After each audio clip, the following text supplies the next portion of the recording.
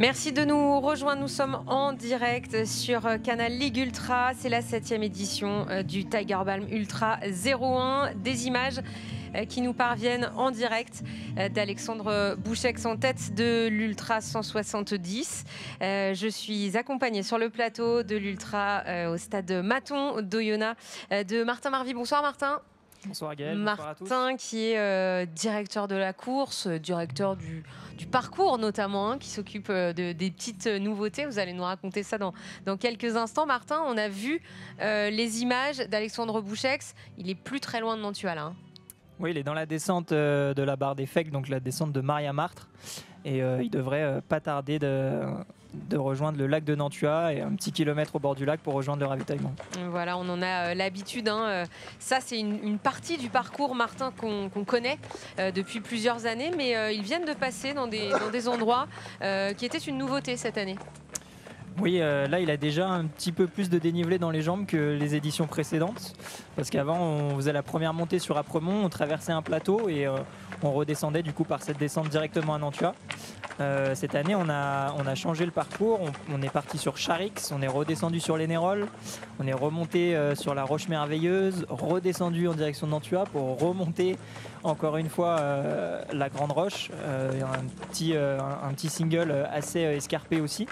Donc là, il y a beaucoup plus de dénivelé dans les jambes d'Alex Bouchex que les années précédentes à ce moment de la course. Ouais, il y a presque 1500 mètres là, de dénivelé depuis le début de cette ultra. Hein. Le départ a été donné tout à l'heure à 18h. Vous l'avez peut-être suivi en direct avec nous sur ce live qu'on vous propose pour vous faire vivre les temps forts de cette ultra 170. Alexandre Bouchex, casquette verte, qui est triple vainqueur en titre, vous le savez, qui vise une 4e victoire sur cette ultra 01, qui était passé en 2e position au premier ravitaillement de Charix derrière Mathieu Irigaray, qui participe à son premier ultra 170. Il avait déjà été là en 2021, mais pas sur la même distance. Et Sébastien Châtelain, qui était 2e l'année dernière, qui va essayer de faire mieux cette année, à lui pointer en 4e position au premier ravitaillement. Nantua, donc, dans quelques minutes. Avant cela, pour celles et ceux qui n'étaient pas là, eh bien, on vous propose de revivre les images du départ tout à l'heure à 18h. Il y a un ravin, faut pas l'oublier. Hein. Je t'ai vu dans le fossé.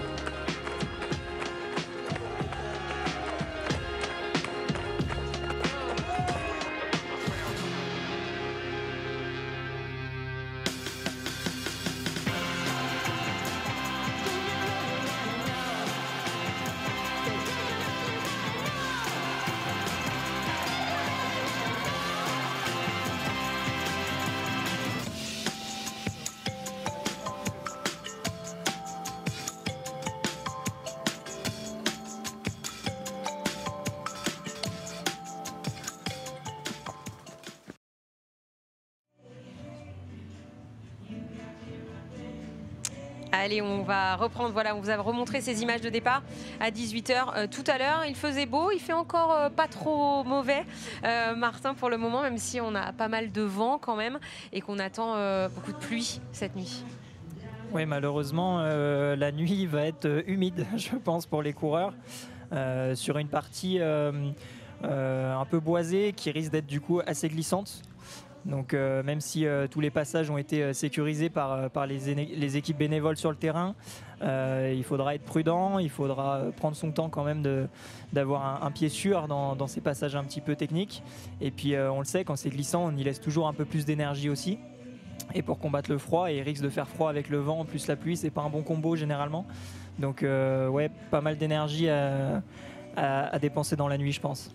Ouais, voilà, c'est la petite inconnue. Il y en a toujours une sur cette ultra quand il fait pas très chaud, trop chaud. On a les orages. Bon, cette nuit, on aura pas mal de pluie. Les coureurs nous en ont beaucoup parlé avant de partir. Des coureurs, en tout cas la tête de course masculine qui est en approche du lac de Nantua. On retrouvera Ludovic Collet dans quelques instants avec, on l'espère, de très très belles images sur le lac comme on en a l'habitude dans nos émissions, hein, puisque d'habitude on arrive à Nantua Nantua après quelques kilomètres. D'habitude, c'est le premier ravitaillement. On a rajouté un petit peu de difficulté cette année. Nantua qui sera donc là dans quelques instants. Les premiers relais, eux, sont passés, mais c'est normal hein, puisqu'ils ont changé de coureur déjà après 15 km.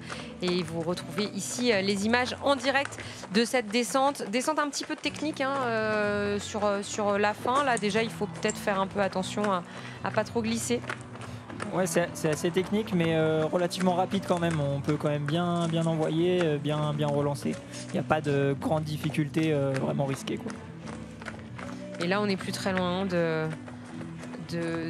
l'arrivée sur le lac. Alors, j'essaye de voir le numéro de dossard du deuxième. Je ne sais pas si c'est Mathieu Irigaray comme tout à l'heure. Voilà ces images en direct de l'arrivée sur le lac. C'est Louis Saurin juste derrière. Il avait passé Charex en 3e position. 1 minute derrière Casquette Verte. Et donc il lui emboîte le pas hein, depuis tout à l'heure. Ouais, Louis Saurin qui fait aussi partie des favoris. On a beaucoup parlé d'Alexandre Bouchex et de Sébastien Châtelain parce qu'on les connaît et on connaît leur rivalité sur l'Ultra 01. Mais c'est aussi un 3e prétendant pour la victoire. Voilà, Louis Saurin, en tout cas, qui est vraiment dans la course et dans les pas de Casquette Verte. Les images de drone que vous découvrez en direct avec ce très attendu ravitaillement de Nantua où on va peut-être commencer à s'habiller un peu avant la nuit là. Hein, non, ils sont encore en t-shirt, on va peut-être se mettre un peu de chaud. Ouais, juste après le ravitaillement, ils ont une grosse montée quand même, la montée du kilomètre vertical des Mondains.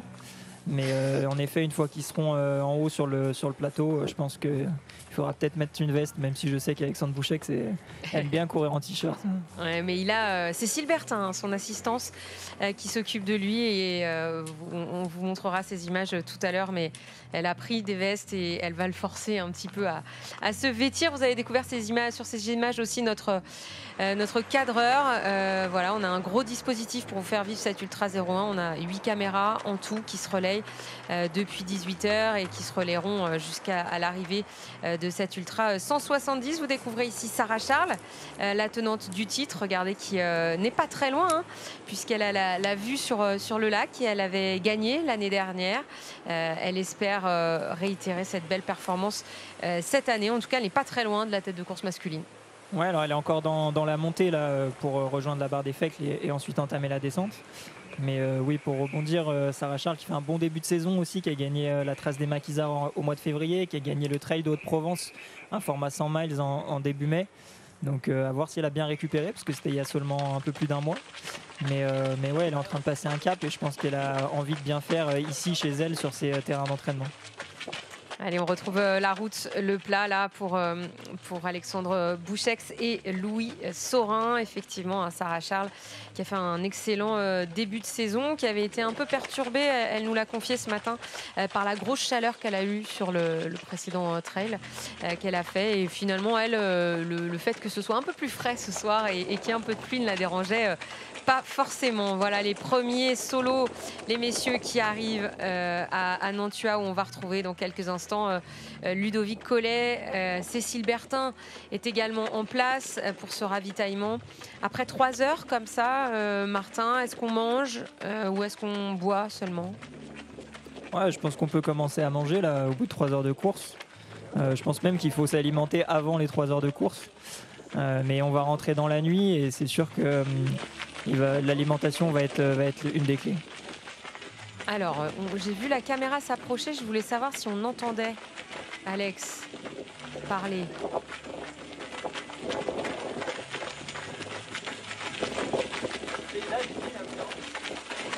Ouais. Après, je sais pas pour le paysage, mais ouais, c'est toujours cool.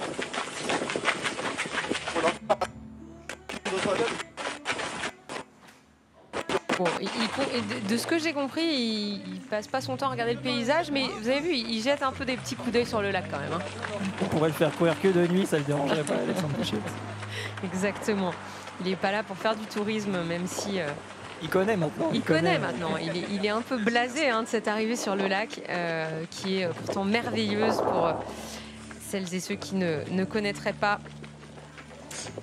On récupère les images de Sarah Charles dans cette montée avant d'arriver sur le plateau et d'entamer pour le coup la descente sur le lac. Premier ravitaillement à Charix, deuxième ravitaillement à Nantua et puis ensuite ça va être le début de la nuit. On vous remontrera le parcours dans quelques minutes. La nuit avec une arrivée, un prochain ravitaillement plutôt à l'Aléria après 21 nouveaux kilomètres et pas mal de dénivelé. Oui, un troisième relais qui va être costaud. Bon.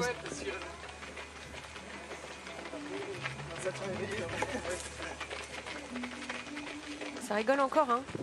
C'est l'esprit try-friendly. Hein. On est concurrents, mais on est quand même hyper solidaires. C'est chouette de voir ces images, des sourires encore sur les visages après 3 heures, 8 minutes et plus de 30 secondes de course. Et cette arrivée vers Nantua et vers le point de ravitaillement.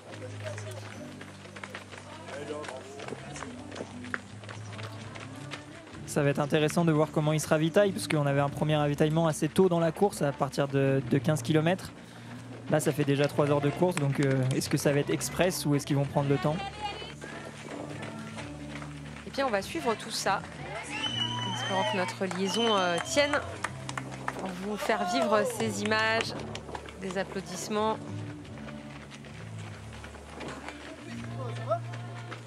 Il regarde son petit... il a son petit papier avec le parcours, hein, fidèle à lui-même.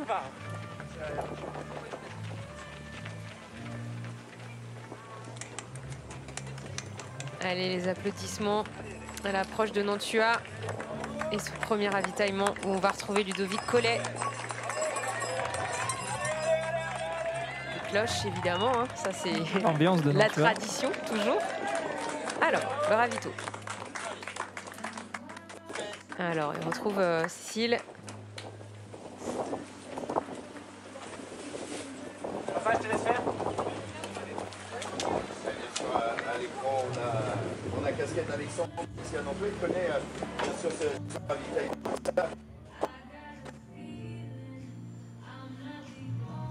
Ouais, quelques soucis de liaison, dommage.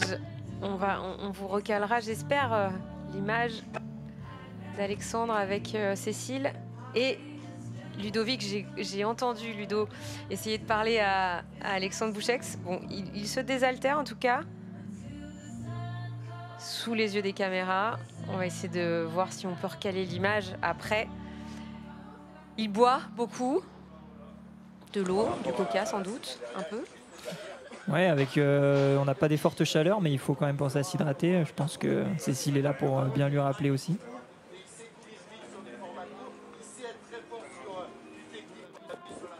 Duc de Savoie sur la TDS. Voilà, c'est un garçon qui a pas mal d'expérience et donc il a ouais. Et ben là, je pense que vous êtes partis tous les deux, vous êtes partis pour faire un bon voyage ensemble. Voilà, allez, c'est parti pour Alex, Louis qui est juste derrière. Et pour l'instant, bien sûr, on a un très beau duo. Bon, un arrêt quand même express au stand, hein. Ouais, c'était assez rapide, ouais, quand même. Ouais, 2 minutes à peine. Je ne sais pas si vous m'entendez en régie, si on peut demander à avoir Ludo en duplex, que Ludo nous raconte un petit peu ce qui s'est passé, parce qu'on n'a pas trop vu. Donc ça pourrait être chouette si Ludo nous racontait un peu dans quel état il a trouvé les 2 premiers de cette Ultra 170. Ça semblait se chambrer un petit peu, c'était bonne ambiance, j'ai l'impression. Ouais, ça a l'air, ça a l'air.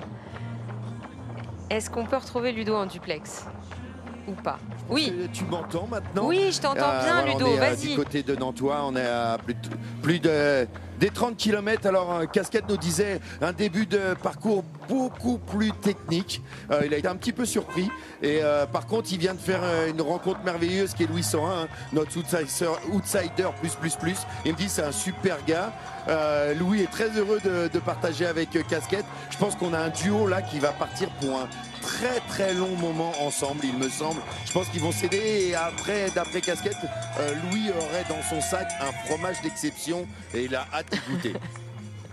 Super, merci beaucoup Ludo pour les infos, parce qu'on n'a pas trop entendu ce que disait Alex, donc c'est bien de nous le raconter. Parcours beaucoup plus technique, ça c'est une petite subtilité que vous leur avez réservée. Hein.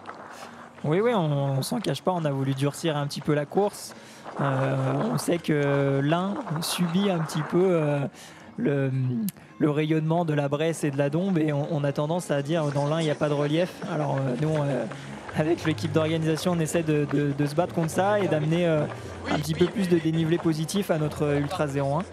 Et cette année, on approche les 9000 en gardant quand même une cohérence sur le parcours, de sorte à valoriser des sites d'exception, des jolis paysages, et c'était le cas sur cette première partie en montant au-dessus d'Apremont, ce qu'on ne faisait pas d'habitude, en rejoignant Charix, qui est un petit village aussi plein de charme sur le plateau. On est redescendu ensuite, je le disais, au niveau des Néroles, au niveau de l'autoroute des Titans. Alors, les puristes de trail vont peut-être pas trop aimer, mais ça fait aussi partie du paysage et c'est un ouvrage assez exceptionnel. Et puis oui, des singles assez techniques sur cette première partie. Je suis content que c'est surpris Casquette Verte. Ouais, il faut un petit peu le surprendre après 3 victoires d'affilée. Faut pas que ce soit trop facile. Je sais pas ce qu'il avait laissé tomber. En tout cas, vous le voyez, il se nourrit un petit peu aussi. Hein. Prend un peu de force pour affronter la nuit. Nantua l'Aléria, ça c'est un passage qui ne faisait pas comme ça d'habitude. Alors la première montée, elle est identique. Là, je parlais du kilomètre vertical des Mondins. C'est une montée très sèche, très raide. Elle porte bien son nom, visiblement. Je vois que Louis a opté pour les bâtons. Et je pense que ça peut quand même bien l'aider dans cette montée-là. Et la différence, c'est qu'on n'ira plus sur Breno où on traversait encore une fois un plateau. Là, on va tout de suite redescendre au niveau des Néroles pour remonter une ascension assez escarpée avec quelques cordes. Donc en espérant que ça glisse pas trop pour les coureurs. Parce que ça provoque du froid, ça provoque des ampoules, ça provoque des frottements. Et l'ultra c'est jamais facile, donc quand tu rajoutes des conditions difficiles, ça donne encore plus de goût au truc quoi. C'est du poivre, on va mettre sur la course. En fait, vous allez bien souffrir quoi. C'est une façon de le voir. On peut aimer ça, c'est tout. C'est aller au bout de soi-même. Non, arrêtez de déconner, on ne sauve pas des vies, on n'est pas en mode cancer au dernier point et là genre on est tranquille là, c'est cool ce qu'on fait là. Faut arrêter faut pas héroïser trop non plus le truc hein. C'est de la course à pied quoi. Bah oui, c'est que de la course à pied, effectivement, mais n'empêche. Ce sont des jolies aventures qu'on aime bien suivre et notamment celle d'Alexandre Bouchex qui s'est donc trouvé un partenaire là pour débuter et pour rentrer dans la nuit avec ce kilomètre vertical. Voilà. Alors c'est pas totalement un kilomètre vertical parce que normalement il y a 1000 mètres sur un kilomètre vertical de dénivelé consécutif. Là c'est un peu un demi-kilomètre vertical, mais c'est une montée très sèche. Et je vois Alexandre qui n'a pas pris de bâton. C'est vrai que des bâtons dans cette ascension, ça peut toujours aider. Ah, il les a dans le sac. Ils sont pas très loin. Ouais. C'est vrai qu'au tout début, quand il participait à l'Ultra, il n'avait pas de bâton. Rappelez-vous, il n'en voulait pas. Et puis il a fini par s'y mettre. Et... Alors qu'on continue de les suivre avec nos différents moyens de locomotion électrique, évidemment. Alexandre Bouchex et Louis Saurin qui se partagent la tête de la course après 3h15 de course. Nantua, c'est le deuxième ravitaillement sur cette Ultra 170. Ils viennent de le passer il y a un petit peu moins de 10 minutes. Maintenant, ils se sont très peu arrêtés tous les deux. Et je vois que derrière, c'est passé aussi à Nantua avec Mathieu Irigaray qui était en tête, qui est juste à 3 minutes derrière. Et on attend toujours Sébastien Châtelain. Oui, on va sans doute le voir passer dans quelques instants. Sébastien Châtelain, c'est peut-être lui d'ailleurs. Ah non, on a passé le ravitaillement, donc c'est pas lui. On va voir si on arrive à le voir. On va peut-être regarder en attendant Sébastien Châtelain et quelques autres coureurs qui pourraient franchir ce ravitaillement avec le classement. Regardez, le voici, le voilà. Charlie Guérin également est passé. Donc lui, il est remonté un petit peu au classement. Il était 5e. Voilà, les 4 premiers, Alexandre Bouchek sont en tête, mais vraiment dans le même temps quasiment que Louis Saurin. Ce qu'on va regarder après, c'est ce duo que forme Alexandre Bouchek avec Cécile Bertin, un duo qui a débuté sa collaboration sur l'Ultra l'année dernière, en 2023, en préparation de la Diagonale des Fous. Et bien ce duo, il continue à travailler ensemble. Ils étaient ensemble au Japon, notamment, et Cécile est toujours là. On va les écouter nous raconter bien ce qu'ils s'apportent l'un à l'autre des propos qui ont été recueillis par Hervé Doula juste avant le départ de cette ultra. La marque Casquette Verte, c'est des potes qui l'ont déposé pour moi et me l'ont offert. Donc effectivement, ça, d'un point de vue de la propriété intellectuelle, c'est bon, je suis sécu. Maintenant, ce que j'explique aux gens, c'est que les casquettes de couleur, ça ne fait pas courir plus vite ni plus longtemps. Ce qui est important, c'est ce qu'il y a sous la casquette en réalité. Et moi, voilà, je continue à la porter, ma petite casquette. Je vais essayer de l'amener à une 4e victoire aujourd'hui. Qu'est-ce qu'elle a de spécial cette édition? A priori, elle a de spécial de ce qu'on va se prendre dans la tronche cette nuit. Les seaux d'eau qui nous sont prévus. Et ce qu'elle a de spécial, c'est qu'ils ont rajouté 2000 mètres de dénivelé. C'est pas négligeable en plus, donc ça va, je pense, ralentir toute la course. Et peut-être qu'il va falloir partir sur une strat ou être plus tranquille sur la première partie de course et accélérer quand ça va devenir dur pour tout le monde. L'ultra, c'est ça, hein. L'ultra, c'est pas courir longtemps, hein. L'ultra, c'est juste être capable de gérer 1000 fois des inattendus pendant une course. Si tu es trempé et tu t'arrêtes, là, tu vas avoir un autre truc qui va être le froid, et là, ça peut être terrible et ça peut être un game changer dans la course qui peut te faire partir du mauvais côté de la barrière. Avec Cécile qui fait mon assistance, en fait, c'est la première fois où je pars avec une veste et Cécile en aura 3 et je pense que je vais très certainement changer de veste juste pour avoir un truc sec au-dessus. Alors, je reviens pour la 2e année consécutive par l'assistance d'Alexandre, alias Casquette Verte. Ceux qui n'auraient pas compris la référence, je faisais de l'ultra trail avant dans une vie antérieure. Et j'ai plus le mental en fait, j'ai eu une fracture du mental. Donc j'en en fais plus, mais j'avais un peu de mal à décrocher complètement. Et là, de refaire de l'assistance, moi ça me permet d'avoir toujours un pied dedans, de vivre l'ambiance tout en n'ayant pas d'ampoule qu'on va tirer le lendemain. Je suis une logisticienne, point. Je suis là pour le au cas où et lui faciliter les choses et faire que ça aille un peu plus vite. Mais à aucun moment je suis là en coach mental à lui dire vas-y. Il se trouve qu'Alexandre a le même prénom et le même âge que mon fils aîné, donc c'est vrai qu'il y a un transfert freudien dans cette histoire.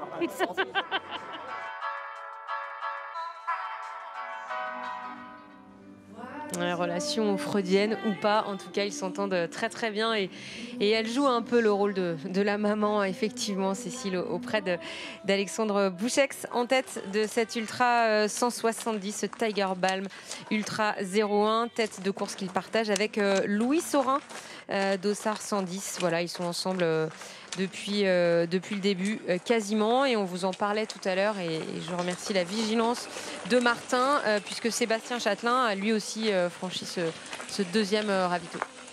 Ouais, il est à 7 minutes derrière notre duo de tête en 5e position. Alors ça peut paraître énorme en 30 km, mais c'est aussi que le début de la course, il reste beaucoup de chemin. Un départ prudent peut-être de Sébastien qui a l'habitude, on l'avait vu l'année dernière, il était parti derrière Casquette Verte, il l'avait doublé pendant la nuit, et puis bon, à la fin Casquette Verte était revenu vraiment dans le final. Donc c'est une stratégie aussi de ne pas essayer de suivre Alexandre.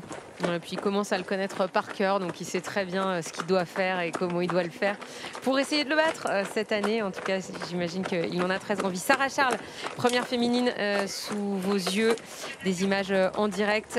Sarah Charles qui va rallier Nantua, elle aussi, d'ici quelques minutes. Sur ce plateau, vous l'avez aperçu, Marine Germain nous a rejoint. Merci Marine d'être avec nous. Vous faites partie de l'équipe nombreuse des bénévoles, 300 bénévoles sur cette ultra. Et vous êtes particulièrement en charge du Stade Maton ici. Alors racontez-nous un peu quelle a été votre mission. Oui, bonsoir. Alors l'organisation du Stade Maton, c'est assez vaste. C'est le retrait d'Ossard, la buvette, les stands partenaires, le départ de l'ultra, l'arrivée de tous les coureurs, le repas coureur et j'en passe. Qu'est-ce qui fait qu'on s'engage comme bénévole, Marine, sur un événement comme celui-là ? Moi, c'est le plaisir d'organiser un événement sportif et aussi la passion du sport et du trail. Voilà. Marine qui avait couru avant d'être dans l'équipe d'Orga, qui a couru les 2 éditions déjà, je crois. Oui, c'est ça. 2 éditions déjà, donc elle connaît un petit peu les spécificités des parcours. Le 170 ou Non, non. Les plus petites. Non, sur le 42 km. D'accord, le marathon, départ du marathon demain à 9h, vous le suivrez en direct puisqu'on sera à nouveau là demain matin pour vous faire suivre et vivre le départ des autres courses parce qu'il y en a plein d'autres, on ne s'arrête pas là, hein, même si les coureurs de l'Ultra vont passer la nuit en courant dehors, la pluie est annoncée, on vous l'a dit. Demain à 5h, ce sera le départ du 100 km, suivi à 7h du départ du 65 km by PHX Agglomération. Et puis à 9h, le départ du marathon, sans oublier le 25 km, mais ce sera dimanche au départ d'ici du Stade Maton. Vous avez encore un peu de pain sur la planche, Marine. Hein. Oui, le week-end n'est pas fini. Le week-end n'est pas fini, il fait même que commencer. 3h23 de course. Le départ a été donné tout à l'heure et vous l'avez vu, vous l'avez suivi en direct, le passage du 2e ravitaillement du côté du lac de Nantua, où vous le voyez, il y a beaucoup de vent ici à Oyonnax. Peut-être pour chasser les nuages ou apporter la pluie, j'en sais rien. Vous avez vécu en tout cas ce moment avec nous en direct et ces images qui vous sont proposées à nouveau avec, regardez Martin, hein, Alexandre Bouchac, qui vous a écouté pour monter je ne vais pas arriver à la retenir, la montée du kilomètre vertical. Je vais le noter. Il a sorti les bâtons. Oui, on a vu que dans la descente, c'était plutôt Alexandre qui donnait le tempo. Là, c'est Louis qui est passé devant dans la montée. Donc peut-être qu'il se sent plus à l'aise dans les montées que dans les descentes. Il laisse ouvrir la voie. Il la connaît un petit peu. Il connaît un petit peu ce chemin. Qu'est-ce qui les attend jusqu'à l'Aléria, là, prochain point de ravitaillement? Alors, comme je disais, il y a des passages assez techniques sur ce secteur-là, pardon. Et puis encore une fois, pas mal de dénivelé. On a 1400 mètres de dénivelé positif là sur les 23,5 km qui les attend entre Nantua et le Poisal-Aléria. Des enchaînements de montées, descentes d'environ 500 mètres de dénivelé consécutif. On va être en sous-bois. Vous voyez le lac, là, on est à peu près là en ce moment. Et là, ouais, effectivement, ça... Non, là, on était sur le premier secteur, on va arriver à Nantua. Le lac, voilà. Et là, ils sont à peu près ici. Ouais. Exactement. Et ça va, ils vont monter moins vite, hein, a priori. direction l'Aléria pour ce troisième relais, donc au cœur de la nuit. Et ensuite, on reviendra sur les traces de la première édition de l'Ultra, c'est ça? Oui, petit clin d'œil à l'histoire de l'Ultra 01 en repassant par Saint-Germain-de-Joux. Et un sentier qui monte jusqu'à Échazeau, un sentier qu'on prenait sur les toutes premières éditions, qui est très sympa aussi et qui, encore une fois, amène du dénivelé. Avec de très très belles montées également, voilà, après le Poisal-Aléria. Et puis ensuite, on va se rapprocher de Chaiserie-Forens, là on y passe. On va arriver à Montange qui va être la base de vie.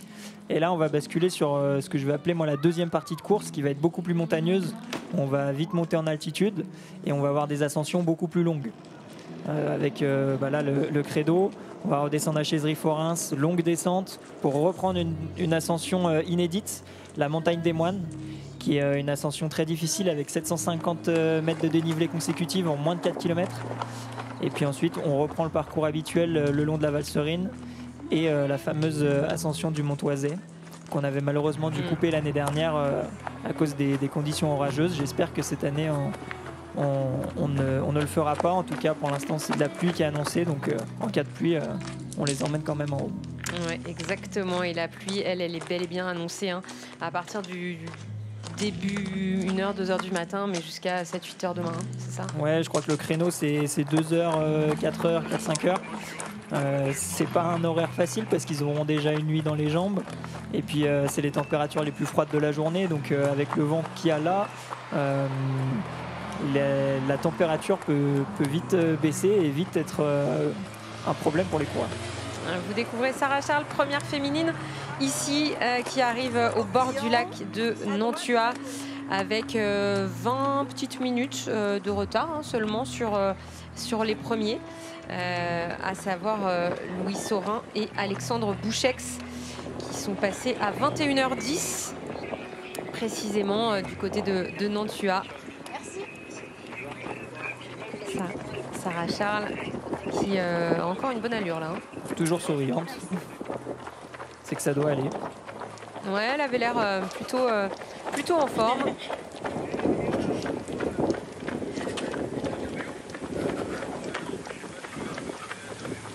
Pas très bavarde, mais on la comprend. Hein. Mais une compétition féminine quand même assez relevée avec deux autres concurrentes qui peuvent aussi venir gagner la course. On en a vu une ce matin ensemble.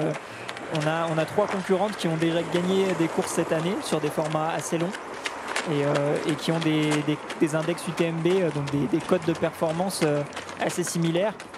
Avantage quand même à Sarah Charles qui connaît l'Ultra 01, qui l'a gagné l'année dernière, qui est sur ses terrains d'entraînement en plus et qui réalise, comme on le disait tout à l'heure, un très bon début de saison. Effectivement, elle a tout gagné. Toutes les courses auxquelles elle s'est alignée, sur lesquelles elle s'est alignée, elle a gagné. Elle s'est imposée là l'année dernière et elle nous le disait tout à l'heure avec les conditions météo, un parcours au complet. Elle espère terminer en moins de 30 heures. Donc voilà, ça l'amène assez tard ce samedi soir avec une nuit à passer sous la pluie.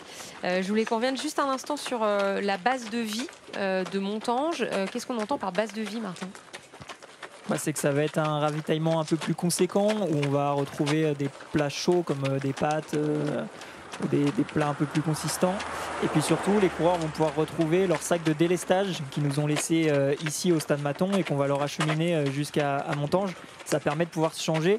Ça peut être intéressant vu les conditions aujourd'hui et surtout qu'on va arriver sur des horaires a priori pendant les chutes d'eau assez conséquentes. Donc ça permet de se changer de chaussettes, peut-être de chaussures pour certains coureurs. Donc c'est un confort assez important.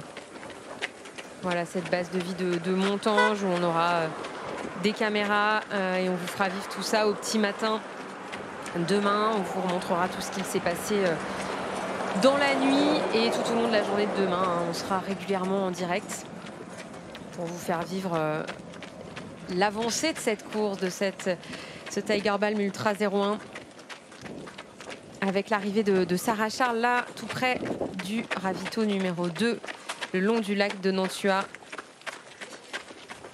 Il est grisonnant aujourd'hui le lac, hein. Il n'est pas turquoise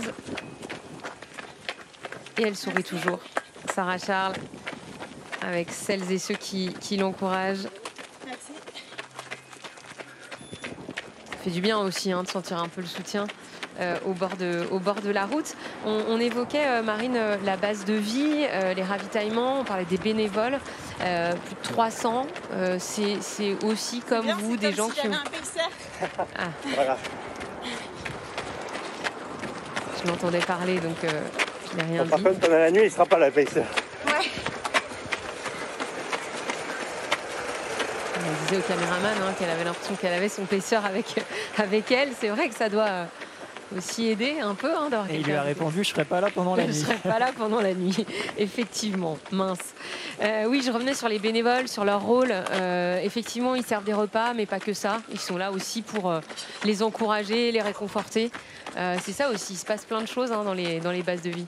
Exactement, et je pense que les bénévoles prennent beaucoup de plaisir justement, c'est ce qu'ils aiment beaucoup, la proximité avec les coureurs et être là pour eux sur les ravitaillements ou tout le long de la course. Voilà, plus de 300 cette année, on les remerciera jamais assez parce qu'on le répète, sans eux, eh bien, il n'y a pas d'événement comme celui-ci.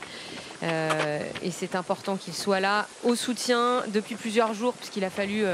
Martin, balisé, j'entendais que vous leur disiez tout à l'heure, tous les 50 mètres minimum, il y a une balise. Ouais, le travail de balisage, il est assez énorme parce qu'on a plus de 200 km en tout à baliser avec les départs délocalisés.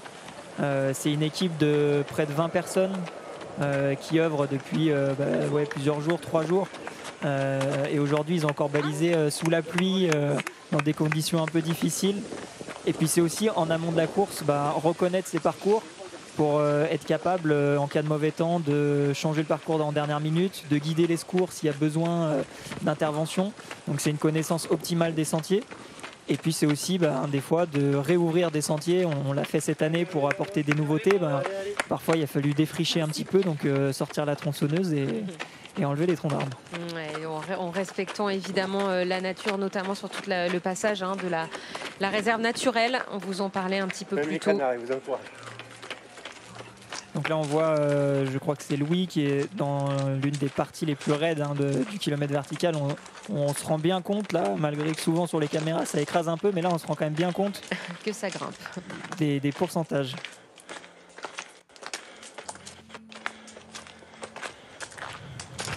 Est-ce qu'il s'est détaché un petit peu d'Alexandre Bouchex, parce qu'on voit que le caméraman est juste derrière et qu'on ne voit pas Alexandre?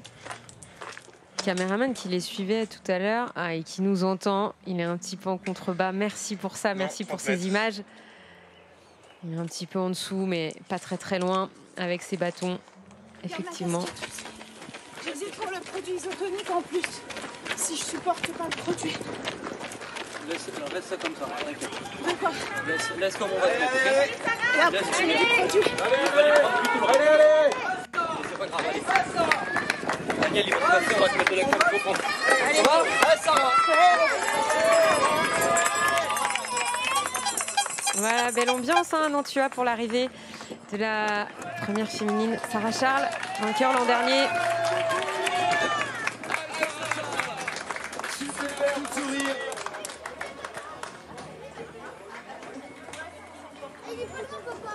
Allez, ça va, tranquillement. La viande séchée, ça c'est son petit secret. Allez. Allez. Voilà, ici, qui décide voilà, de rester dans la course et qui ne souhaite pas s'asseoir du tout, pour l'instant rester debout. Et puis vous voyez le staff qui est autour d'elle et qui l'amasse debout, décontracter un petit peu les quadrilles, les ischios. En tout cas, pour l'instant, elle est toute sourire. Sarah, ça va? C'est comme sur le plan ou t'as un peu attaqué en début de course comme ça? Non, ça va, j'y vais tranquille. Ouais. Mais j'essaye de prendre de l'avance quand même. Ouais, j'ai l'impression. Voilà. Moi, je veux creuser l'écart. Voilà, t'as déjà ta stratégie, tu veux creuser l'écart. Ouais. Mais sans me cramer non plus. Donc voilà, ça va. C'est beau. C'est beau. Sympa. J'ai hâte de voir la suite. Voilà, la suite, tu la connais un petit peu plus. Après, il y a quelques modifs, mais bon, pour l'instant, c'est comme sur le plan. Le staff est rassuré, t'es bien placé. Donc, bonne soupe. Voilà, là on se restaure. Pour Sarah Charles, on prend une petite soupe, on se fait masser un petit peu. J'ai pas encore le pointage, mais je pense qu'elle est pas loin du top 10. Scratch. Ce qui serait une jolie perf. Première féminine, on va essayer de vous faire vivre cette ultra. Côté féminin, côté masculin. Voilà, Nantua 3h33, 23 minutes après les premiers. On vous rappelle le duo Bouchex-Saurin en tête à 21h10 à Nantua, suivi de Mathieu Irigaray, Sébastien Châtelain et Charles Guérin, qui sont passés quelques minutes après eux. Et donc Sarah Charles ici sur ces images, qui prend le temps de se restaurer, viande séchée, soupe. On prépare la nuit, vous l'avez vu, elle a mis sa frontale, elle a enlevé la casquette et elle va repartir.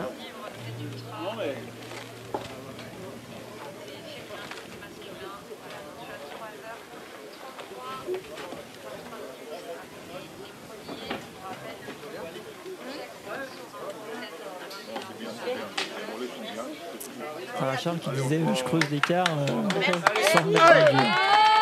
sans crâner, elle a dit. Je fais pas la maline, mais je creuse l'écart en gros. Allez, elle se fait accompagner un petit peu. C'est toujours sympa de repartir avec un peu de soutien pour attaquer elle aussi. La nuit et cette partie un petit peu compliquée, alors que vous le voyez sur les images de gauche, notre tête de course là qui est dans les sous-bois, on les voit plus beaucoup. Ça y est, ça plonge dans l'obscurité. C'est parti pour quelques longues heures de nuit. Alors qu'on voit tout le monde repartir en t-shirt, hein, malgré le vent assez froid. Ça les refroidit pas en tout cas. Ouais, non, ils vont vous écouter, ils vont attendre le haut de la grande montée et puis ils s'habilleront sans doute un petit peu plus tard. En tout cas, ils ont de quoi faire, hein, puisqu'ils ont du matériel obligatoire dans leur sac. Et ils ont pu laisser également des sacs sur cette base de vie qu'ils atteindront à mi-parcours. Merci. Sarah Charles, première féminine. On va se quitter avec ces images pour ce soir. Elle est au lac de Nantua et les premiers, Bouchex, Sorin, Casquette Verte, passés à 21h10 en tête. Ils sont tous les deux ensemble et on va bien se quitter pour ce soir. Eh oui, les cloches, j'avais l'impression qu'elles arrivaient derrière nous, qu'on avait été rejoints ici à Maton, mais pour l'instant, voilà, le stade c'est vidé, hein. Nous, on est un petit peu au calme ici. Hein. Oui, encore quelques coureurs qui viennent retirer leur dossard pour demain. Et je pense qu'on pourra les retrouver sous l'arche de départ lors de la matinale de demain matin. Effectivement, 5 heures. On ne sera pas en direct, mais on pensera très fort au départ du 100, à tous les coureurs qui vont prendre le départ du 100 km. À 7 h, ce sera le départ du 65 km Pays Gex agglomération. Et à 9 h, en revanche, on sera en direct pour le départ du marathon. On vous donne rendez-vous demain matin à 8h45. On sera ici depuis le stade Maton, mais on vous racontera tout ce qu'il s'est passé pendant la nuit grâce à nos équipes de coureurs qui vont suivre les têtes de course et puis l'ambiance tout au long de ce parcours de l'Ultra 170, ce Tiger Balm Ultra 01. Vous continuez de le suivre sur les réseaux sociaux, Facebook, Instagram. Et nous, on se retrouvera demain matin, 8h45 et tout au long de la journée de demain pour vous faire vivre jusqu'au bout cette Ultra 170. Merci Marine, merci Martin. Je vous souhaite pas une bonne nuit parce que je pense qu'elle va être très très courte. On va croiser les doigts pour tous. On leur souhaite bon courage avec la pluie et on vous retrouve demain matin, 8h45.